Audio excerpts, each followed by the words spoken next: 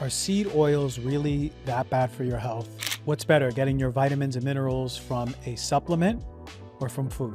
And what vitamin can actually lower your risk of breast cancer? In this episode, nutrition expert Dr. Sarah Ballantyne answers all these questions and even more for us to understand what exactly is the healthiest way to eat. But if the choice is spending my $30 a month on a multivitamin versus eating more whole foods, the science shows unequivocally that you will get better health outcomes from redirecting that money towards whole foods. Dr. Sarah Ballantyne is the creator of the award-winning blog, thepaleomom.com, and a New York Times bestselling author of 4 books. And in her latest book, Nutrivore, she dives deep into simplifying vitamins, minerals, and antioxidants and how important they play a role into our overall health. She's created the Bible for healthy eating for you and your loved ones. All right, Dr. Sarah, thank you for being on the show. I know that you are so passionate about nutrition, and especially in the context of the micronutrients that we're going to be talking about today. And to start off, there's something staggering that I was looking at when I was going over all of the questions to ask you. And 90% or more people do not get 4 essential nutrients. Okay. This is 90%, 9 out of 10 people, viewers, listen. You might not be getting these 4 essential nutrients. What are those 4 essential nutrients? So first of all, thank you so much for having me. I'm really excited about this conversation. So the 4 essential nutrients for which 90% or more of Americans never get enough of from their diets, the top is vitamin D. About 100% of people don't get enough vitamin D from the foods they eat. Now, vitamin D is kind of a special case, right? Because we can make vitamin D also in response to sunlight. So I always kind of say with that statistic, we kind of want to put it over in a box kind of like by itself, because vitamin D is a little bit different than other nutrients. We can make some of it ourselves. So really, when we look at vitamin D, we see maybe 75 to 80% of people have low levels of vitamin D. So it's still like a really action item nutrient that we want to be paying attention to, but it does kind of stand out as being a little bit different from the other ones. But the next most common nutrient shortfall is potassium. 97.8% of Americans don't get enough dietary potassium. And potassium is, like, as an electrolyte, phenomenally important for muscle contraction, for nerve conductance, but it also is the mineral that balances sodium. So our kidneys use potassium to regulate our blood pressure.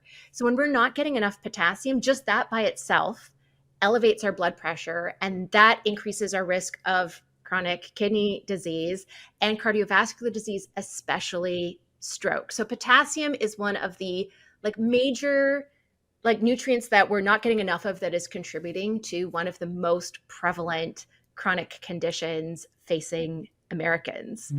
Then the third most common nutrient shortfall is vitamin E, which is our main fat-soluble antioxidant. There's so many water-soluble antioxidants in our diet. So like vitamin C is probably the most famous, but there's like 6,000 different polyphenols found in fruits and vegetables and nuts and seeds and legumes that are also antioxidant. The reason why it's important to have a fat-soluble antioxidant in our diet is it works in a different location, right? It works in a fatty environment, like inside our cell membranes, as opposed to a watery environment, like inside and outside of our cells. And 96% of Americans aren't getting enough vitamin E, which not only increases risk of things like cardiovascular disease, but is also really important in allergic diseases like seasonal allergies and asthma. And then the fourth most common nutrient shortfall is actually vitamin B9, the natural form we would call folate, and the synthetic form we would call folic acid. 90.2% of Americans don't get enough dietary vitamin B9. All of the B vitamins are important for metabolism, so just important for how our body uses energy. And so through that, B vitamins really have like diverse roles in our health, right? They're linked to just about everything that can go wrong with us health-wise. And folate is particularly additionally important for fetal development and growth of Hmm. infants, which is why folic acid is found in prenatal vitamins. What I think is amazing about that statistic, 90.2% of people falling short of vitamin B9, is that that is part of our fortification program, right? So, like, folic Right. acid is added to grain based products to bring up our intake of vitamin B9. And yet, still, 90% of us are not getting enough. And those are just the top four. There's 49 essential nutrients. We don't have really good statistics on all of them, but there's 10 essential nutrients for which half or more of Americans are not getting enough of routinely from their diet. And the reason why this is such a problem, I think we're so used to thinking of like nutrients in terms of deficiency, right? We think like you don't get enough vitamin C, so you develop scurvy, right? Like we have these Yeah. diseases of malnutrition that are sort of like historically famous because they are like the reason why we discovered these nutrients in the first place. But there's a whole world of gray in between the level of vitamin C that we need to prevent scurvy and the actual daily value. So, just as an example, since we're talking about vitamin C, it only takes 10 milligrams of vitamin C per day to prevent scurvy. But the recommended dietary intake for adult females is 75 milligrams, and for adult males, it's 90 milligrams. So that weird in between 10 and like 75 or 90, that is what we call a dietary shortfall. For vitamin C specifically, it's 52% of Americans are in that weird gray. And the reason why nutrient shortfalls are so concerning is that nutrients are like the raw materials that our biological systems need to do their jobs. They are the things that go into all of the chemical reactions of life.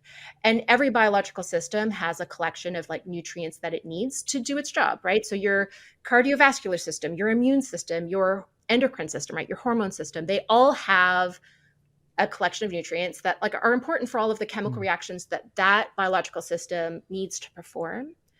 When we don't give our biological systems the resources it needs, it's kind of like driving a car. You've got lots of gas in the car, right? Lots of calories, right? You've got fuel, but you didn't top up the oil, right? So that causes this strain on the systems, right? They don't have what they need to do their job properly.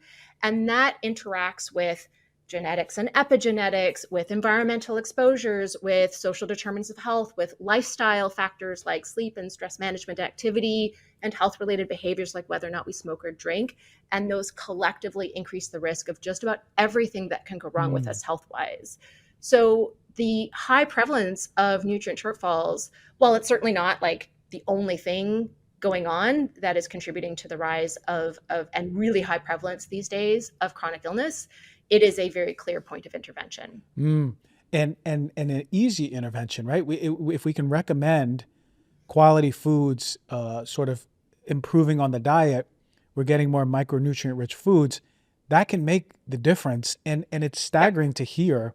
You're talking about 90% multiple times, over 90%. That's pretty incredible. Even to think how our food's being fortified and we're still really low. What is happening? So, um, a few things that stick out for me is like, okay, why should we just as Americans eating food that is devoid of nutrition, and that's why it's so staggering? Or are we not absorbing our food well because a lot of us are dealing with gut issues, inflammation in our body? What is your take on why we're not getting enough of this? Yeah, so I think it's a confluence of a few different factors.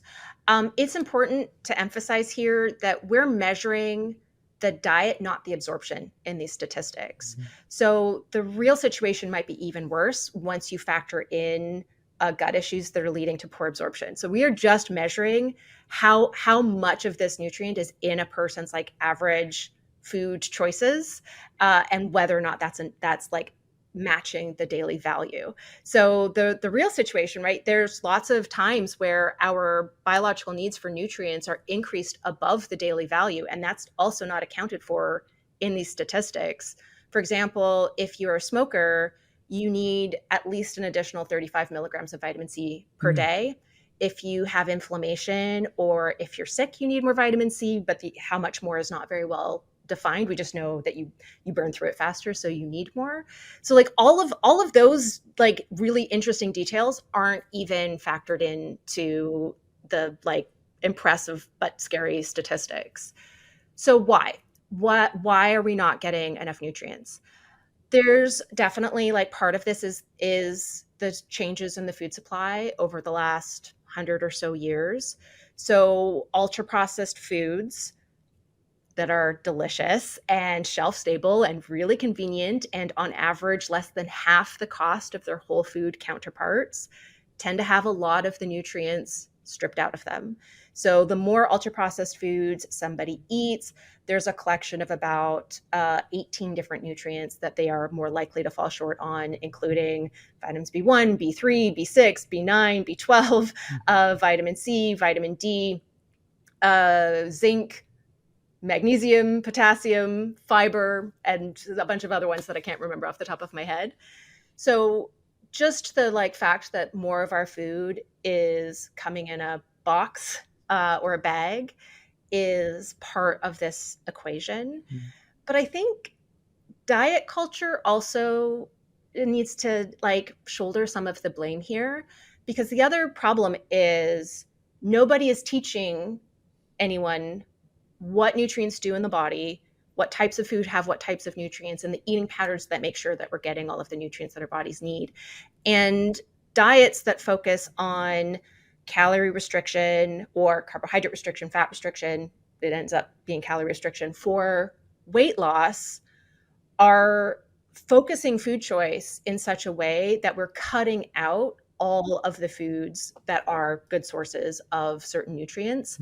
So we're like, we learn how to diet and not how to eat. And there's no part of our educational system that is teaching like a base knowledge of nutritional sciences, right? Like my kids, I've got teenagers. My oldest is a senior. She's about to graduate.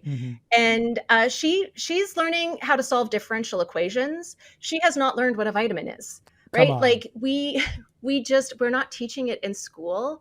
And diets aren't teaching it, right? Diets are teaching us to focus on the gas we're putting in the car and not the oils, right? So we're just focusing on the energy side of the equation.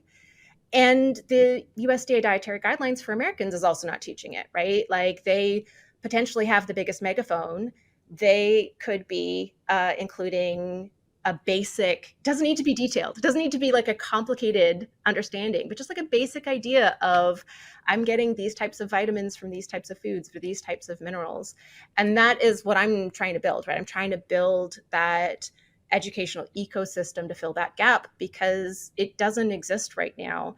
It's not hard to choose foods to meet the daily value of all 49 essential nutrients, but I think that most of us just don't know how, right? And the decades of diet culture, the generations now of diet culture have kind of erased any instinctive knowledge that we might have once had about how to craft a nutrient-dense, balanced meal.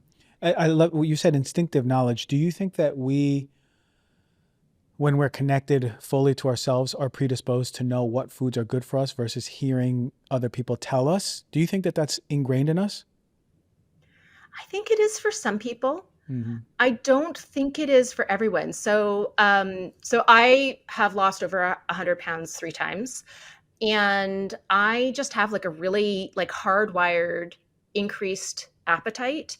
I think my natural appetite is quite a lot higher than what my caloric needs are. And so I have to employ a lot of tricks to fool my body into being full. So I do volume eating, for example, where I eat a lot of vegetables that have lower energy density and high nutrient density, so lots of essential nutrients, in order to fill up on fewer calories. If I'm not paying attention to something like that, it's very easy for me to overeat. So I have to really pay attention to the types of foods on my plate, not just to make sure I'm getting the full range of nutrients that my body needs, but also make sure that my caloric requirements are not being exceeded. And so I think that I have a body where if I just let myself, even like there's no amount of like mindfulness practice and nature therapy that is going to teach my body where like how to eat intuitively. I think there's something like really inherently broken for me. And I think there's a lot of people who would probably resonate with that description, sort of like feeling like I can't eat intuitively. There's not a intuition deep down in there to unlock that's actually going to focus my food choices on more nutrient dense foods. But I do think that that's probably the minority. I think most people do have and can train their bodies to like understand and enjoy the foods that are nutrient dense and that balance of right, the vitamin rich foods, the mineral rich foods, where we're getting our fiber, where we're getting our protein, where we're getting our essential fatty acids, where we're getting all of the essential amino acids. Like I think most people can develop that intuition. I just don't think all people can. Yeah. No, that makes sense. And it's the bio individual, each person being different in everything, many different factors. But, so if we have a mom or dad listening right now and they go, okay, I'm hearing all of this. I wonder if me or my kids are low in these essential vitamins that you're talking about, essential minerals. I guess the next question is, how do we start improving our family to eat more mineral, vitamin rich foods? I know a lot of kids can be really stubborn, especially people who have young kids. How do the parents out there, I'm speaking for the parents out there, how do they make that intervention? Many of us are struggling to get enough quality protein in our diets. Even when we think we're getting enough, our bodies might not be necessarily absorbing it effectively. Here's why I'm going to tell you something that I've been using personally for this whole year, and it has been the KION aminos. Let me tell you what's fascinating about it. Inside these amino acid powders, you're going to find something called essential amino acids.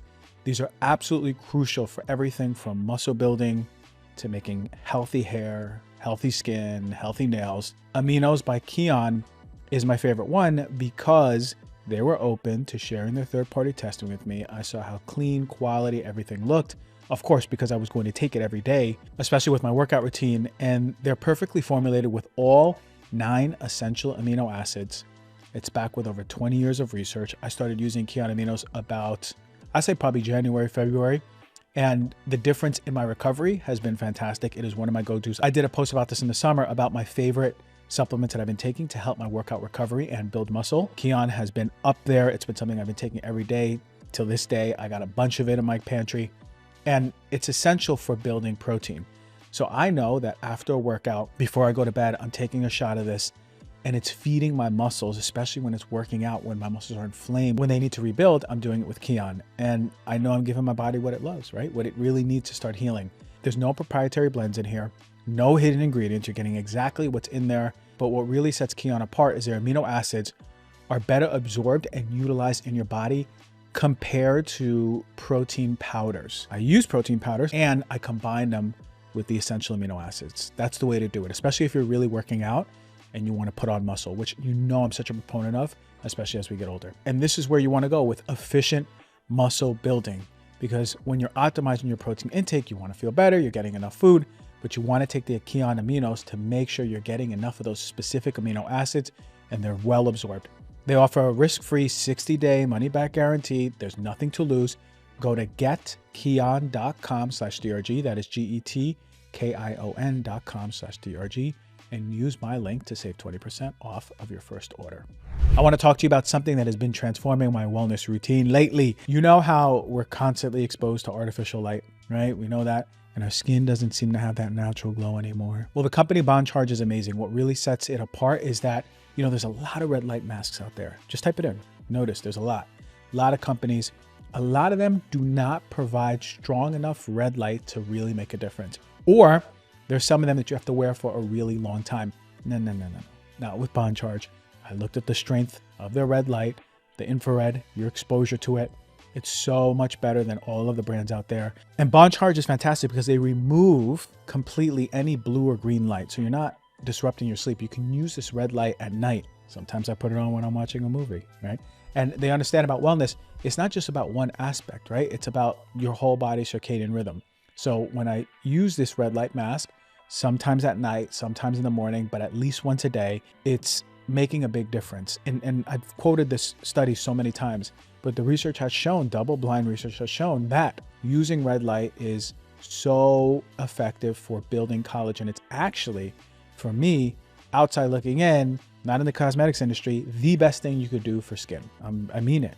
For inflamed skin, for skin that is aging, you gotta do the red light. Do it for 6 weeks and notice a difference. This mask is fantastic. It's super light, doesn't get hot. You're not exposed to any chemicals, no blue or green light, and it's stimulating collagen and elastin in your skin. It's EMF free. Yes, EMF free. That's huge for me. And the results you'll see. You're gonna be glowing. There's gonna be tightness on the skin. Just take pictures. Take pictures and then prove me wrong. So go check out BondCharge. It's trusted by professionals worldwide, and all their products are HSA and FSA eligible. So go to the link in the show notes for BondCharge. The code is DRG. You're going to save 15% off of your order. That is DRG for 15% off. Check out that red light mask. So I can actually share some like personal experience here, because my oldest had sensory processing disorder as a like toddler, preschooler, and had very, very few safe foods. And we've really successfully expanded her diet. She eats just like a model healthy diet for a 17-year-old. So the first thing I will say is, especially if you're dealing with like an extra layer of complication over top of it, like a neurodivergent kid who has barriers to dietary expansion beyond just familiarity, patience is a really important tool to figure out how to tap into. I would say it took 2 or 3 years of iterative change to expand my daughter's diet. So it was a long, slow, and sometimes frustrating process. But just taking like, okay, but like outside of that, outside of those challenges, there's 3 eating patterns that are really important for increasing nutrient intake. So the first is just eating more whole foods. And I use the loosest possible definition of a whole food. So I would call something a whole food if it looks like how it grows in nature, or if you could make it from relatively simple ingredients that look like how they grow in nature. So if you could make it at home, even if you don't, we're still going to call that a whole food. So if it undergoes not such extensive processing that it's losing all of its inherent nutrients, but it still has some nutrient retention, we'll call that a whole food. So a great tool for identifying those is a nutrient density calculation that I've done called the Nutrivore score. I have an entire database that you can search for free on my website. So basically, if your Nutrivore score is above about 150, you know that that's a food that has more nutrients than calories. So a food that is going to contribute lots of valuable nutrition to the diet rather than just energy, right? Just the gas in the car and not the oil. So about 80% of our calories from whole foods generally is like where the science is at in terms of supporting long-term health. So that means 20% of our calories can come from ultra-processed foods without it negatively impacting our health. I like to save those ultra-processed foods for joy, quality of life, right? So 20% of my calories coming from dessert, a cookie, a piece of chocolate, right? Something that maybe doesn't have a ton of nutrition, but does make sure that I'm getting enough joy from my diet that I can sustain my overall healthier eating patterns. And it's okay to work up to that 80% of calories coming from whole foods, right? So it's okay to start working on adding more whole foods, doing those swaps, figuring out what works for your family, and modeling the changes that you want to see in your kids' diet, right? So like if you're not also eating the same foods, our kids are super smart. They pick up on that. So a great way to get kids to make those changes is to make those changes yourself and be like positive and enthusiastic about it. That is I think the best way to get kids to like buy in is to just, it's like a family project. So that's like the number one thing that we can do to up our nutrient intake is just focus on foods that have more nutrients. The second is to eat more fruits and vegetables. So one way that I like to do this is a rough guideline of filling half of every plate with fruits and vegetables. We tend to eat more fruit at breakfast and more vegetables at lunch and dinner, but however works for you. Ideally, we would consume about 5 servings of vegetables per day and 2 or 3 servings of fruit. that feels really intimidating, but a serving is only 1 cup or about the same volume as our fist. So it's not as much. I think people tend to think of serving size and portion size as being the same thing. Serving size is what we know, like how we measure how much someone is eating in scientific studies. Portion is how much you put on your plate. And typically, when you're putting like some steamed broccoli on your plate, your portion size is actually going to be 2 or maybe even 3 servings. So it's not actually as much fruits and vegetables as you think, but it is a whole lot more than the average American consumes. The average American only consumes 1.6 servings of vegetables per day. So there's a long ways to go from 1.6 up to 5. And again, we can make like baby steps. We don't have to go 0 to 100 in 0.6 seconds. So getting used to more fruits and vegetables. Fruits and vegetables are some of our most nutrient dense foods, and they fill all of those most important nutrient gaps. So those are our best food sources of potassium. Nuts and seeds, avocados, and olives are our best food sources of vitamin E, and legumes like lentils are our best food sources of folate. So those are all the foods that are also going to fill the nutrient gaps that are most common for Americans. And then the third eating pattern, and I think this is both like a particular challenge for young kids, but also can be a really like life enriching adventure, is high dietary diversity. That just means eating a wide variety of different foods. And this actually improves diet quality in 2 ways. So the more different foods that we're eating, the more likely it is that we've got our full nutritional bases covered, right? Like it's just more likely that we've got some food in that mix that is a good source of potassium, and some food that's in that mix that's a good source of vitamin E if we're eating a wide variety of different foods. And there's actually studies that show that high dietary diversity is the single most important diet factor for improving long-term health outcomes. So much so that they actually use dietary diversity as a way of measuring diet quality in studies of people in third world countries, with high dietary diversity equaling a healthy diet and low dietary diversity equaling malnutrition. So just increasing the number of different foods, and we're really talking about whole foods here, right? So I think one of the challenges is it can feel like we're eating a lot of different foods, but we're eating foods that are all made out of the same 4 or 5 ingredients. So, right, if you're eating cookies and crackers and muffins and bread, right, those are all kind of made out of the same ingredients. So, understanding that dietary diversity refers to not the end food that we're eating, but the whole ingredient that's going into it. And ideally, something like 30, 35 different foods per week. It sounds like a lot. I recommend just thinking back to the meals that you ate last week and writing down all the different ingredients. You're probably closer than you think. And all little bits count here. So if you buy the rainbow carrots, like you can count that as 3 different foods towards your 30 or 35. If you buy a tub of spring mix, you've got 5, 6, 8 different leafy greens in there. You can count all of them. You can buy like the frozen mixed vegetables. You can just try a different apple variety, right? So all of those little things count because it does change the nutrient profile of the food you're eating. When you're talking about like an orange carrot versus a yellow carrot versus a purple carrot, the big differences are in the types of phytonutrients that are giving those foods their color. Those are still beneficial eating patterns. So we count everything in dietary diversity. So with kids, familiarity can be really important for them to like be eating enough food, and anything that looks new or different can be really intimidating. So trying to foster that sense of adventure, like we played a lot of games with our daughter at the dinner table. So we would do things like have 3 different kinds of apple, and we would do a blind taste test to find your favorite apple, right? We would do games where like we're not at all related to food, right? Like so we would do like 1-word stories around the dinner table, but in order to do the next word of the 1-word story, you had to eat a bite of something new on your plate. So there's lots of ways to sort of like build those positive associations. Flavor preference is really strongly driven by familiarity. So just keep at it, keep presenting those new foods to our kids, and positive associative learning. So building those positive experiences and turning new foods into an adventure, something that is exciting and fun.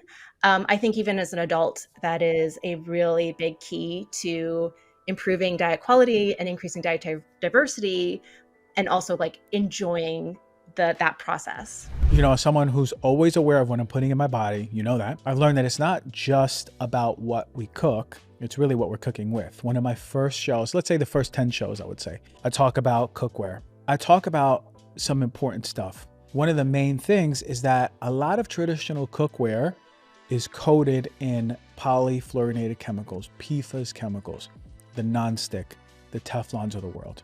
And that's problematic. I go through all of the research behind it, but what you're doing is cooking into your food and actually into the air, these chemicals that stay in your body for a really long time. And it's not just that, there's other chemicals like heavy metals that you're being exposed to. That's why I love OurPlace. They have an amazing cast iron line. I replace all my old cookware. You come to my house, I only have the pot and I have the skillet, and it's amazing. It's enameled cast iron, which is a game changer because unlike the raw cast iron pans, these will never rust. They're incredibly easy to use and they're PFAS free. This beautiful enamel coating, which is high heated glass, is protecting it, and there's no leaching of those heavy metals that I just mentioned. Usually you're gonna find lead and cadmium in different cookware, but really with OurPlace, they're tested for it. I saw the tests, clean, good to go. If you're ready to upgrade your kitchen and your cookware, and it's both beautiful and health conscious, I recommend OurPlace. They have the best cast iron line in the game. They offer a 100-day trial with free shipping and returns, so you can experience the difference for yourself. Go to FromOurPlace.com, enter the code DRG at checkout to receive 10% off site-wide. That is FromOurPlace.com. Use the code DRG. You know what's fascinating about the wellness industry? Sometimes the simplest solutions are backed by the most impressive standards. That's what drew me into Cornbread Hemp. It's USDA organic CBD gummies. They've actually created something revolutionary. I made these gummies part of my evening routine. I take 1 to 2 before bed, an hour before bed, and they knock me out. And you know, I love gummies. I do. It's a kid in me. And this is the first organic, clean organic gummy out there. Gluten-free, vegan, dairy-free, no artificial preservatives. They're transparent, third-party tested. They share their testing. You can trace back the product right to the Kentucky farm where it was grown, and they're full spectrum. That means you're getting all the beneficial compounds. They're working together just like nature intended, right? Go check out Cornbread Hemp. You can take it for anxiety. You could take it for sleep. They have a 2-minute quiz to help you find out which one is best for you. And everything is backed by their 30-day Better Life guarantee. But Cornbread Hemp is deep in my rotation for sleep. It is my most recent go-to for sleep. 1 or 2 of them little gummies, chew it up, hour before sleep, and you're feeling good. It'll knock you out. Trust me. It's great for airplanes too.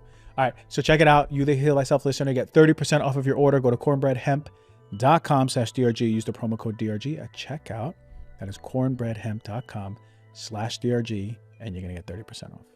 If you love the podcast and you want to be down with the Dr. G Heal Thyself community, we give incredible tips every single week on getting a healthier physical, mental, and emotional body. The newest updates of my favorite products, the newest updates of my favorite practices. Stay in the loop by joining the Dr. G community. All you got to do is go to any one of my posts on Instagram and comment the word news. You'll get a DM to join.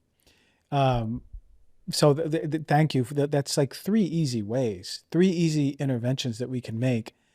It's not like you're telling us to climb a mountain and do all of these things. Right.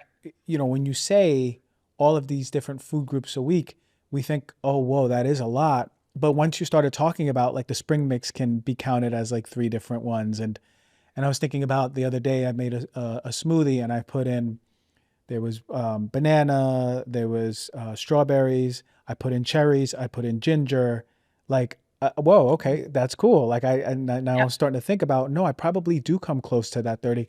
I'll ask you, do spices count in that number?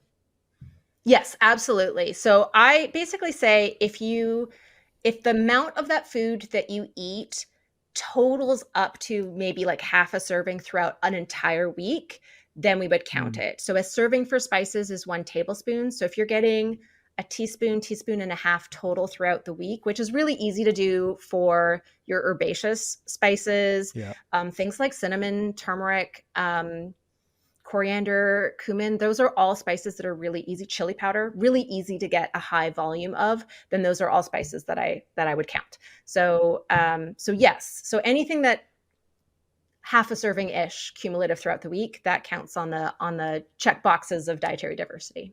Okay, so you mentioned before, and it caught my ears, Nutrivore, and I know omnivore, I know carnivores. Now, I never heard of Nutrivore until I met you and your work. Can you please tell us about what this is and why it's important?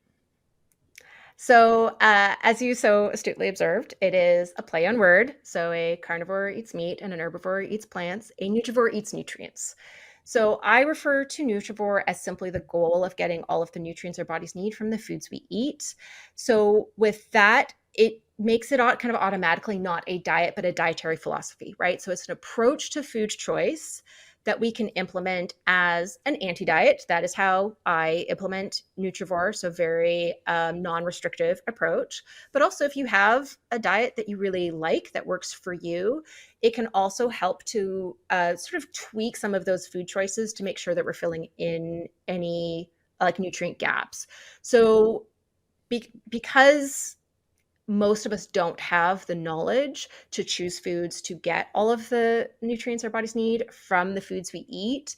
In addition to being a dietary philosophy, Nutrivore is there for like necessarily a broad nutritional sciences education for the average person, right? So it's the knowledge base that you need to make those day-to-day choices to make sure that you're getting all 49 essential nutrients and the hundreds of other non-essential nutrients that are still really important for supporting long-term health. Mm. And this is something that should be forward on nutrition studies or forward in all of the way we think as parents or just eating ourselves is, am I getting nutrient rich foods? And I love that you talked about like the analogy, because I think in analogies, the gas versus the oil is that so many of these, and I just mentioned like something like carnivore, they take out giant chunks Yeah. of these foods and in order to say this is just like a diet and you're gonna get really lean and feel good apparently. And the truth is, and I've always been such a big proponent of this, is that I when I was in practice, I was doing nutrient tests and you're right, like the numbers are staggering. I would look at all the fat soluble vitamins, water soluble vitamins, antioxidants, essential fatty acids. It was very rare to see people in the green for all of them. Most people were in Yeah. the yellow, red, and I would say probably 9 out of 10. And I go, huh, okay, well, I wonder what the implications are that this person is experiencing even before they manifest with a disease. If I know it's nutrient to nutrient, mineral to mineral, but generally speaking, if someone is nutrient depleted, right, vitamin, mineral, antioxidants, what would you say, broadly speaking, they're going to be experiencing in their body as they become more and more depleted?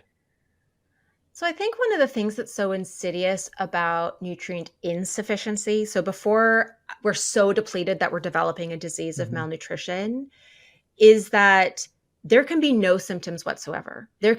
You can feel fine and have no idea that your biological systems are strained by lack of nutritional resources until the wheels fall off the cart and you've developed some kind of chronic disease.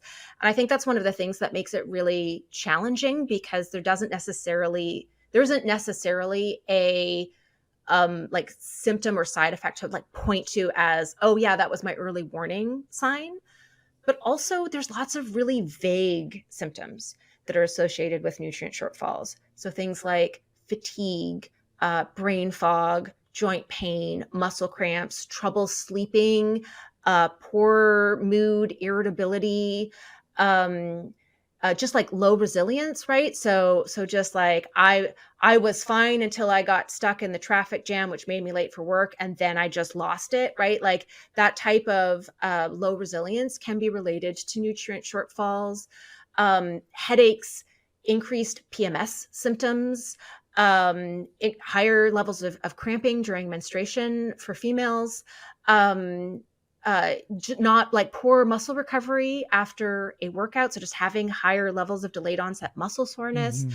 There's this like full range, or even just like increased symptoms of a chronic disease, right? So if you have osteoarthritis, right, having more joint pain after movement, all of those things can be related to nutrient shortfalls. And you can't just say, oh, I have a headache.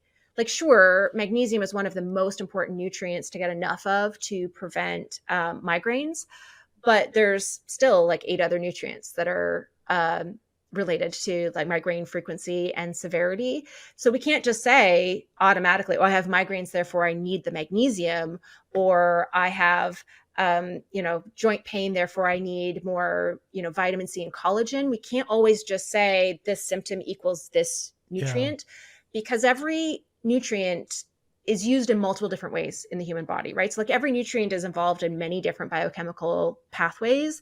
Even when a nutrient has a really simple use, that simple use is always used by many different biological systems. And every health condition has multiple nutrient connections where not getting enough of that nutrient either increases risk of developing the disease, or increases symptomology, or increases how rapid that disease progresses. So we can't just go like, oh, I have this thing, here's this one nutrient, unless it's scurvy, Yeah. where we can say, I need more Yeah. vitamin C, right? And that's one of the things that makes it so challenging to kind of wrap our heads around, right? We want a really simple, like diet culture teaches us, right? I want to lose weight, I'm going to reduce my calories, right? Or I want to lose weight, I'm going to cut out these foods, which will reduce my calories. But when we're looking at the diet quality from the perspective of health conditions, diagnoses, and symptomology, it's never one to one. It is, I'm struggling with this symptom or this health condition, or this like just vague feeling of malaise. And it could be 10 nutrients that I need to get more of. It could be 20 nutrients I need to get more of. And it's one of the reasons why I advocate for a food-based approach, where the goal is to get the full range of nutrients that our bodies need, including both essential and non-essential nutrients, is because even if I could say, okay, my migraines are related to low magnesium intake, and I can increase my magnesium to reduce my headaches, that doesn't mean that I'm also getting enough potassium to reduce my risk of kidney disease or stroke farther down the line, Yeah. right? Like there's other nutrient shortfalls that could still be at play, even though I've been able to make a specific connection. So by focusing on the eating patterns that help us get the full range of nutrients that our bodies need, we're both addressing the like symptomology that is eroding our quality of life today, while I think even more importantly, protecting our health outcomes for the future. Makes so much sense. And, you know, there's people who are depleted in these nutrients, right? They might not be at the Yeah. lowest level. And you sort of like kind of don't always feel it, especially if the person's kind of like really a robust constitution, right? These are the Yeah. people who are like, they may not feel that they're really low in all these things. But something that you really said that stuck out is if you have something that you're suffering with, it might be worse, right? Like the arthritis might be worse. The gut issues might be worse. The brain fog might be worse. So just think about that, everyone who viewing, listening, okay? Like you might not know it, but your symptoms are getting worse because you don't have enough of those vitamins, nutrients, antioxidants to really start quenching and helping you. Um, one thing that naturally now I'm thinking about then is, okay, we have nutrient depletion in our body. Well, let me just Mhm. go to Whole Foods and buy some vitamins. Let me buy some vitamin A. You said that's really low. Let me buy some vitamin D. That you said that's really low. Is it better to get these things in supplement form or food form? It is definitely better to get our nutrients from food form. And there's some interesting science to like support that statement. So the best scientific argument I can make for getting our nutrients from food is the huge collection of studies and now like systematic reviews and meta-analyses that show that taking a daily like multivitamin, multi-mineral supplement, right, your one a day, does not impact health outcomes at all, at least not for the biggies, right? So not all cause mortality, which Mm. is a kind of like indirect way to measure overall health and longevity that is really commonly used in scientific studies to determine whether or not something is good or bad for us overall. Multivitamins also don't impact cardiovascular disease incidence or cardiovascular disease mortality, and they don't affect cancer incidence or cancer mortality. But we know that when you get those same nutrients from food, it does reduce cardiovascular disease incidence and mortality, cancer incidence and mortality, as well as all-cause mortality, as well as osteoporosis and osteoarthritis and Alzheimer's disease and Parkinson's disease and other neurodegenerative diseases and kidney disease and asthma and allergies and inflammatory bowel disease and irritable bowel syndrome and Yeah. gout and diverticular disease, et cetera, et cetera. So we know that when you get the nutrients from foods, that translates to the expected health outcome. And when you get the nutrients from a multivitamin, at least if we're looking at a multivitamin as nutritional insurance, that it doesn't. That doesn't mean I'm anti-supplement. So like just stick a pin in that because I'll come back to that. But if the choice is spending my $30 a month on a multivitamin versus eating more whole foods, the science shows unequivocally that you will get better health outcomes from redirecting that money towards whole foods. That doesn't mean that a multivitamin is harmful. And it doesn't mean that there aren't more niche outcomes for which a multivitamin might be beneficial. So, for example, B complex vitamins have been shown to slow age-related cognitive decline. It's really, really hard to get your vitamin D levels up to the normal range without a supplement. That's really hard to do from food and sunlight alone. So there's always situations where supplements are appropriate. But if you're looking at a list of, let's say it's a simple list, right? It's just 5 nutrients that reduce risk of something that you're very concerned with, right? So either something you already have a diagnosis of, or it runs in your family, you have risk factors, right? Like it's something that I need to take action so that I don't get this thing or so that I slow it down. And here's my 5 nutrients that are my focus. You are going to get far more benefit to health outcomes by finding the best food sources of those nutrients than by selecting a multivitamin or 5 different supplements that have those nutrients. What's fascinating is I cannot tell you why. I cannot explain why we don't see the expected health benefit from a multivitamin versus getting those nutrients from food. There's some possible explanations, one of which is synergy. So in food, we just tend to get them packaged together in such a way that the nutrients will like help each other be absorbed and used better. They tend to, right, or they compete in such a way that only protects you against toxicity, but still allows you to absorb those nutrients, right? We just tend to absorb nutrients better from food and we tend to use them better. It could be that, like, we know this is especially true for tablets, but it could be that we just don't digest and absorb the nutrients in a pill very well. We definitely know that tablets take way too long to dissolve for most of those nutrients to be absorbed effectively. So it's mostly just going straight through you. It could also be that it's not enough, right? So that most people's average diet is so short of nutrients that the typical multivitamin isn't still bringing them up to a high enough level to make a big difference. And it could be that there's other nutrients that we're just not formulating into these supplements that are really important that we tend to get packaged from food and we don't get from a pill. And it could be like a little bit of all of the above. But the science right now does not have a really definitive answer for why multivitamins don't improve long-term health outcomes, but getting those nutrients from food does. I think it's just such an incredible thing to propose here, is that it might be synergy. It might, we can't even explain it, which is incredible because in my mind, I'm like, okay, well, if this multivitamin has, 500 milligrams of vitamin C, Yeah. right? Versus an orange would have what, like 25, 50? An orange is close. It's I think like 85. I think 85. It's close. It's close to 100%. Okay, Yeah. so anyone would be like, well, I'm going to go with this because there's more in here, right? And it's just incredible to think about the way that nature packages it. I'm going to go with the first synergy one because I respect the wisdom of nature. So I have a feeling that there's something in there.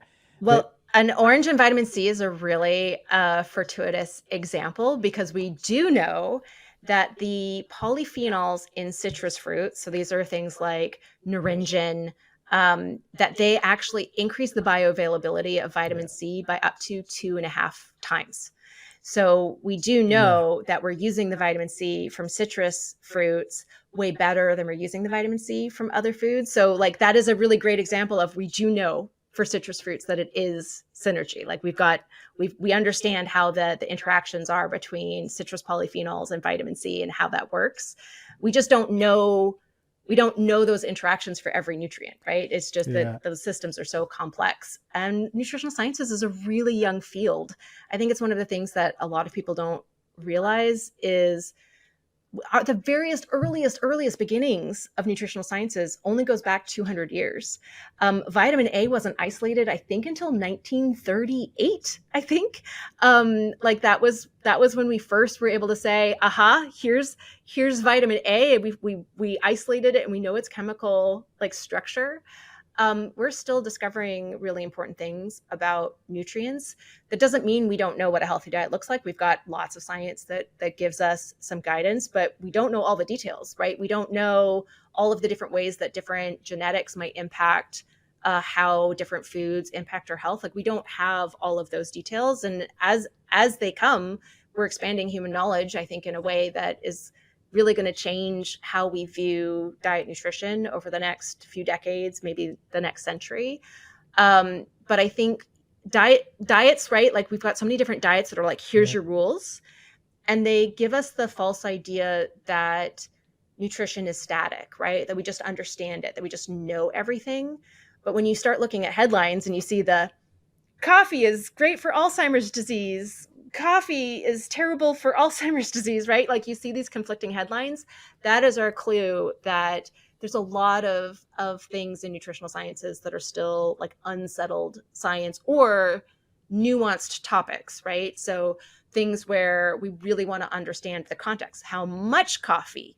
Does this matter what your ApoE genotype is, right? Like we want to understand that full picture to understand how it relates to us. And that just kind of necessarily means being more engaged with the information and not thinking about healthy diet in terms of like one thing that I'm going to countermeasure. Very well said. Yeah, because that clears up so much. Because when we see those headlines, we're like, oh, they have it figured out. Or when we hear people who are supposed to be, big influencers talking about this nutrition stuff, they have it figured out, we sort of feel lost and disconnected from what we need. The only rule I'm hearing is having 30 different high nutrition foods, fruits, vegetables a week. That's what I'm hearing. So in my head, that's all I'm going to start thinking about, rainbow of colors and things like that. But when we, as we go into like eating healthier, you mentioned that we sort of have an idea about like what a healthy plate looks like. Yeah. So what does, for all the parents out there, all the people who are really wanting to eat healthier, what does a healthy plate look like, and why? Why does it look like that? So I have created a tool called the Nutrivore Meal Map. It's available in my book, or you can get a free download version of it when you sign up for my free weekly newsletter. And I will just say also what it is. So basically, it's a play on my plate with some really important differences to my plate. So you're still going to think of your plate as dividing it into quarters. One of those quarters is going to be dedicated to a starchy food. So this would be something like a whole grain, which is on my plates, but I would also put in that category legumes like lentils, chickpeas, or beans.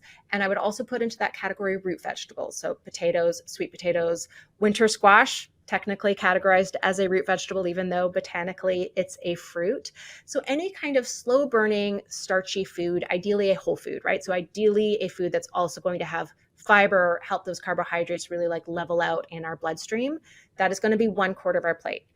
That will translate to 1 to 2 servings for most people. But like think about scaling the size of your plate by the size of person, right? So if you're feeding a child, it's a smaller plate. If you're feeding a 5-foot tall female, it's also a smaller plate. If you're feeding a 6.5-foot tall athlete, it's a bigger plate, right? So we can scale based on the size of the person just by scaling the plate that way. So 1 to 2 servings of a starchy food is what would be there on average. The next quarter of the plate is a protein food, again, defined a little bit differently than my plate. So for a protein food, we're going to think meat, fish, a higher protein dairy product like Greek yogurt or cheese could fit here. Could be something like bone broth if it's a high quality bone broth, and it could be a plant protein. So it could be something like tofu or whole soybeans, edamame. If your whole plant protein is something like lentils, that is a lower protein density food, but also has starch, we would merge that with our starchy quarter of our plate. So for a whole plant protein that is not a really concentrated protein food, Starchy food and protein food become the same, right? That becomes half of the plate. And then the remaining half is for fruits and vegetables, ideally about a 2-to-1 ratio of vegetables to fruit, right? That reflects that 5-ish servings of vegetables per day and 2 or 3 servings of fruit per day as being optimal. But the reason why we still think about it in quarters is that's our gentle reminder to choose at least 2 different ones, right? To start having different colors of the rainbow, to start having different vegetable families, right? So every vegetable family has something cool and unique to offer us. So like cruciferous vegetables, that's the cabbage family, which has like broccoli and kale and radishes and rutabaga and collard greens and arugula and cauliflower, have this class of phytonutrients called glucosinolates, which really powerfully reduce risk of cancer and cardiovascular disease. And some specific ones, because it's a class of phytonutrients, are also really good at reducing risk of type 2 diabetes, and some are really good at reducing risk of Alzheimer's disease. And we only get that from cruciferous vegetables, right? That is a class of phytonutrients just specific to that one vegetable family. So when we start thinking about taking that half of the plate for fruits and vegetables, but we're going to kind of mix up the fruit and vegetable family, mix up the colors, that helps us get that full range of now non-essential, but still really important for our health nutrients. So just doing that, right? So like, again, it's mostly whole foods. We're going to prepare those foods in healthy fats, right? So think olive oil. We can also incorporate healthy fats into our meal. So, right, add some nuts to our salad, or add some sliced avocado, or it could be like picking salmon or something like that for a protein food. Season liberally with herbs and spices. Just that sort of meal structure by itself for most of our meals is very aligned with the sort of 3 eating patterns we talked about earlier. And it's kind of automatically going to be a balanced meal, so balanced macronutrients. So, and within the accepted macronutrient distribution ranges for protein, carbohydrates, and fats. And it's automatically going to be a very like nutrient diverse meal. I love the idea that we can split the plate into fours, and the vegetables, because what happens is like we cook spinach and we just plop it on there, and that's like our only one that we're going to eat for dinner. Or like you might like have a sweet potato and think that's a vegetable in itself. So it's an easy way for us to think about how to add variety. So what I'm hearing is that like when we're making dinner, for example, we can actually think, okay, maybe I can put in 2 vegetables here. Let me make some broccoli here, and then maybe some spinach, and then mix it up, or it's broccoli and some kale or something like that, or bell peppers or things like that. We can mix it up instead of just having a single vegetable in your plate. It's a really cool way to remember it. There's also ways that we can do that very simply. So like I'm such a huge fan of frozen mixed vegetables. There's so many different mixes out there. So you can get anywhere from just your like broccoli, carrots, and cauliflower, like really simple mixed vegetables. You can get like stir fry mixes that have lots of different things in them. And that way you're just steaming it, right? Or boiling it or roasting it, right? You're just preparing it in one way, but it automatically has your variety built right in. And you can get like the fresh versions of them too, right? So there's often a section in the produce section of the grocery store that'll have bagged mixed vegetables that have also that variety built right in. So it doesn't have to be, I think one of the things that happens when we start talking about, oh, and we got to make 2 different vegetables at dinner, right? It starts to feel intimidating. And I think one of the big challenges to overcome is right now, like the last, especially like 10, 20 years of diet culture has had a lot of like moving of the goalpost, right? So a lot of, okay, you're doing these 20 things, but now you need to add these 5 things on top of it. Now you need to add this next level of making healthy eating feel harder, take more time, more expensive foods.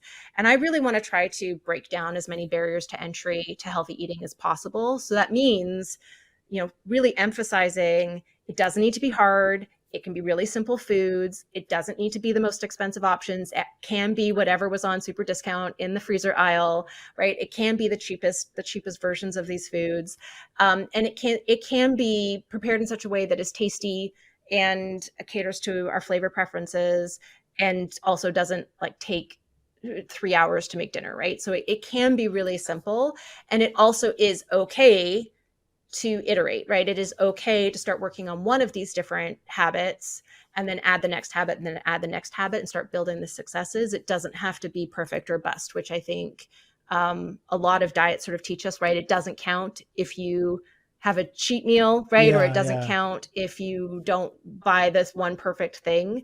And that's not what the science says, right? The science says going from 0 servings of vegetables per day to 1 serving per day has about the same benefit to all cause mortality as going from 1 to 4. So every little like step, every little iteration, every little bit of progress we make towards what we could say now from the scientific literature would be overall an ideal healthy eating pattern. Every little step towards that is going to be beneficial. So even if it's just buying a bag of apples at the grocery store to keep in your desk at work so that you can grab an apple for a snack instead of something from the vending Hmm. machine, right? Or adding a salad to your drive-through order, like all of those little tiny changes add up to make a big difference to long-term health outcomes. So every little bit that we can do counts.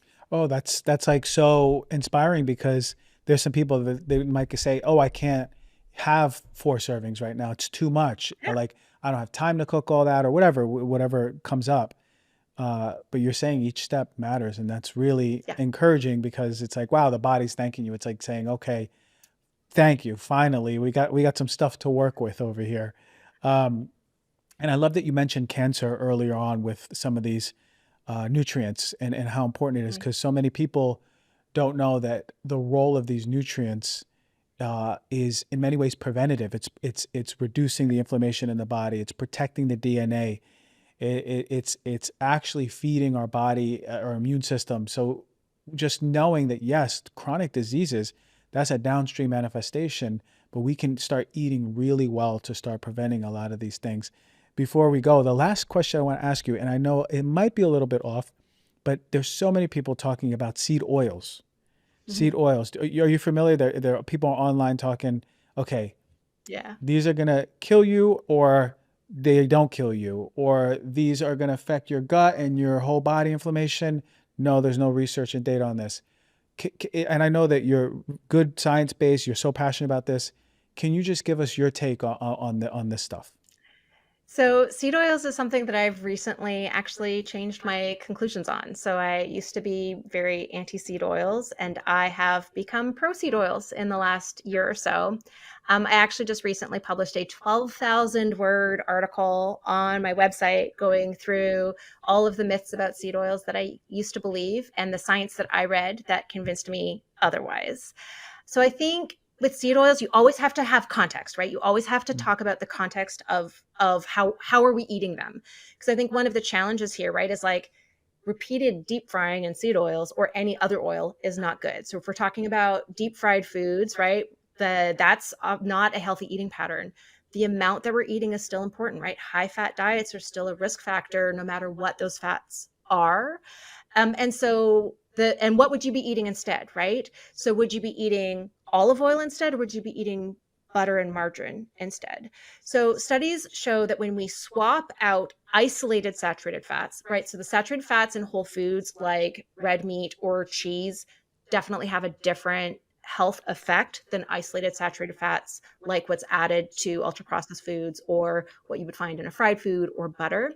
So when you swap out butter or margarine for vegetable oils, you see a net benefit. So you see a reduction to all cause mortality, a reduction to risk of type 2 diabetes, a reduction to cardiovascular disease risk, a reduction to cardiovascular disease mortality, a neutral effect on cancer risk, but a reduction in cancer mortality. Olive oil is still king. I'm still super pro olive oil. Olive oil is not affordable for everyone. And so when we start talking about this context, the big thing that for me like changed my point of view like that is the biochemical pathways.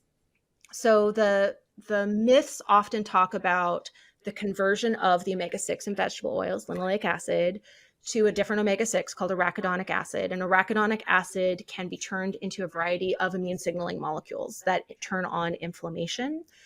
But there's a whole second biochemical fate for linoleic acid. So it can also be turned into gamma-linolenic acid, which then gets converted into dihomogamma-linolenic acid, which is broadly anti-inflammatory. And actually, gamma-linolenic acid is the same fat in like evening primrose oil and borage oil, that why those supplements are often recommended for female hormone health.